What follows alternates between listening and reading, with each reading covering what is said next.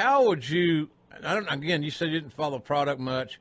Have you followed enough of the WWE to see the conundrum they're in with Roman Reigns and Daniel Bryan? Well, actually, the Blizzard show helped them out. It was great ratings. I was even so curious. What are they going to do? I got to see this.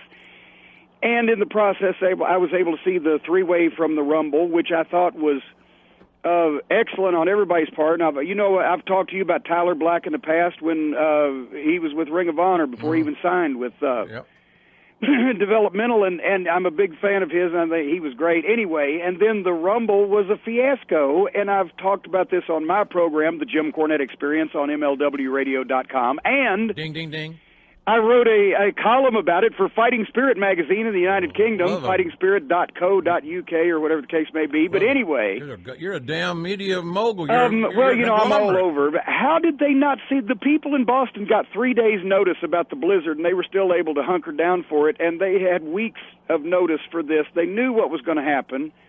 If Daniel Bryan was in that match in Philadelphia with the history of the past year and got dumped out and didn't win it.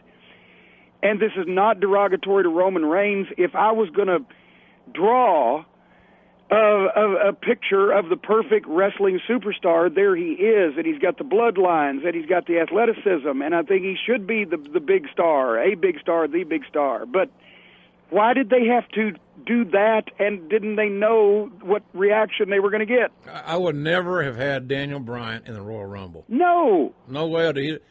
Look, hindsight, you and I both have talked about angles, and we both worked together a lot, whether it be for Bill, Cowboy in Mid-South, or WCW, or for Crockett. I got to work for you in Smoky Mountain for a while.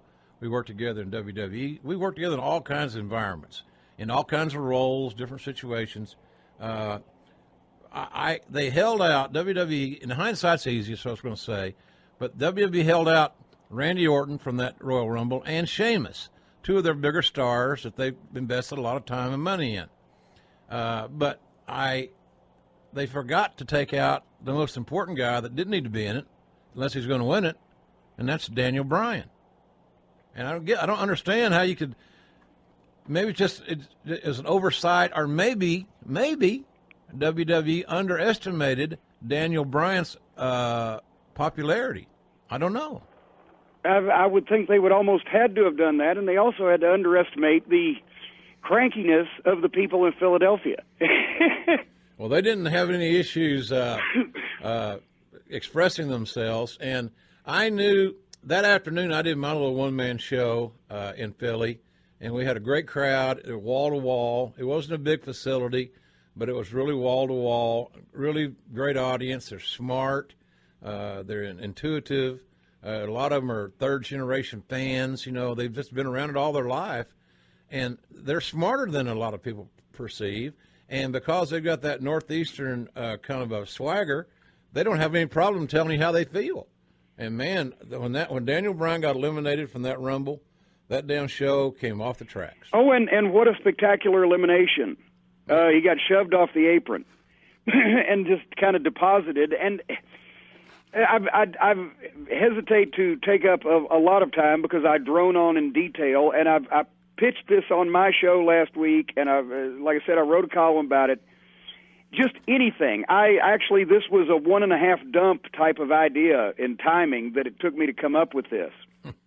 But since they knew the obvious problems, it would seem to me that the only way that they can get their guy over is by having the guy the fans want to be over somehow endorse that guy, meaning Daniel Bryan has to endorse Roman Reigns. Yeah. And my suggestion would have been Daniel Bryan doesn't go in the Rumble. Roman Reigns wins the Rumble because he doesn't get hijacked because Daniel Bryan's not in it to begin with, and then send Daniel Bryan out to the ring, and they have the stare down, and Daniel Bryan just says, "We got to talk," and Reigns, being the badass, says, "Not now," and Daniel Bryan says, "When?" and Roman Reigns says, "Tomorrow," and Daniel Bryan turns around and walks off. What's going to happen on Raw? Yeah. And then they announce that they've had their talk. And Daniel Bryan says, we've both got a problem. I've been out for a year. I don't know if I can still be the best wrestler in the world, and if I can't be the best, I don't want to do this at all. I'm not in shape right now to be 100%. He's got a problem. He's a Samoan badass, but he's a rookie. And Brock Lesnar's been on top for 15 years, UFC champion, WWE champion. He knows the tricks. He's used to the big matches. Mm-hmm. But this guy's younger, and I think he may be stronger, and he's definitely faster. So I've got a solution. Brian agrees to train Roman Reigns for the world title match at WrestleMania against Lesnar. All the MMA he's studied, all the wrestling around the world he's done. He's a veteran. Mm-hmm. He's the trainer. Reigns is the beast that soaks it up. But in training him, Daniel Bryan will either get in the best shape he's ever been, or he'll know that he can't do it at all.